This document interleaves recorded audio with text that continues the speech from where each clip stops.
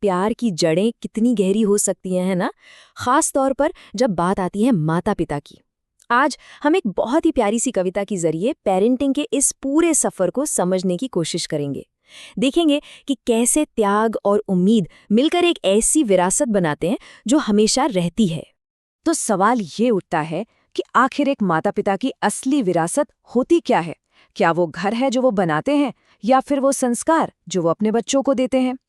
देखिए, ये सवाल ना इस पूरी कविता का केंद्र है और आज हम मिलकर इसका जवाब ढूंढने वाले हैं। तो चलिए शुरू करते हैं। कविता की शुरुआत होती है एक नए जीवन के आने से।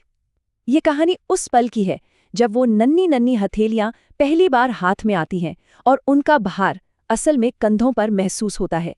और बस उसी एक पल में दुनिया हमेशा हमेशा के लिए बदल जाती है।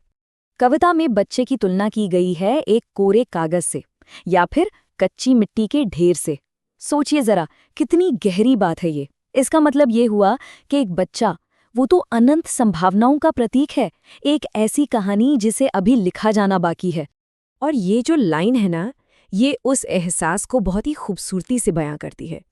तुम्हारे आने से ही तो पूरे हुए हैं हम। मतलब ये सिर्फ घर में एक नए मेहमान का आना नहीं है, ये एक जोड़े का, एक परिवार में बदलना है। वो वाली फीलिंग कि हाँ, अब जाकर जिंदगी मुकम्मल हुई है। लेकिन जिंदगी को पूरा करने का ये एहसास अपने साथ एक नया चैप्टर भी लेकर आता है, और वो चैप्टर है त्याग और तपस्या का। ये वो सफर है जहां माता-पिता अपने बच्चे का भविष्य बनाने के लिए अपनी हर जरूरत, हर ख्वाहिश को पीछे छोड़ देते हैं। अब ये जो बदलाव है, उसे यहाँ साफ साफ देखा जा सकता है। एक तरफ है माता-पिता की अपनी नींद, अपने सपने, और दूसरी तरफ बच्चे की एक किलकारी, एक मुस्कान। और कविता कहती हैं कि इस तराजू में बच्चे की मुस्कान वाला पलड़ा हमेशा भारी रहता है। मतलब बच्चे की खुशी के आगे हर त्याग छोटा पड़ जाता है। और ये लाइन तो जैसे इस पूरी भावना का निचोड़ है। तुम्हारी उड़ान के लिए अपनी जड़ें बोते गए। इसका मतलब है कि माता-पिता अपने बच्चे को उड़ने के लिए पंख दे सकें, इसके लिए वो खुद जमीन में अपनी जड़ें मजबूत करते हैं। वो एक नींव बन जाते हैं ताकि उनका बच्चा आसमान छू सके। देखा जाए तो ये त्याग नहीं, ये तो भविष्य के लिए एक इन्वेस्टमेंट है। और वो जो सुरक्षा का घेरा माता-पिता बनाते हैं ना, उसे ये लाइनें बहुत ही खूबसूरती से समझाती हैं। माँ की दुआ और पिता का साया, यही है वो छत जिसे खुदा ने बनाया। ये सिर्फ एक घर की छत नहीं है, ये एक इमोशनल, एक रूहानी छत है जो माँ की दुआओं और पिता के साए से बनी है। अच्छा, अब कविता एक बहुत ही इंटरेस्टिंग मोड़ लेती है। यहाँ ये बताया गया है कि ये रिश्ता कोई वन वे स्ट्रीट नहीं है, बल्कि एक आईने की तरह है, जिसमें माता-पिता और बच्चे दोनों एक दूसरे में अपनी परछाई देखते हैं और एक दूसरे से ही सीखते हैं।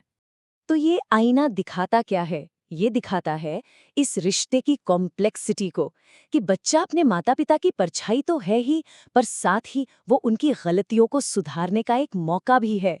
बच्चा अगर उनकी डांट का हकदार है, तो उनके बेपनाह प्यार का भी तो है, और यही तो इस रिश्ते की खूबसूरती और गहराई है।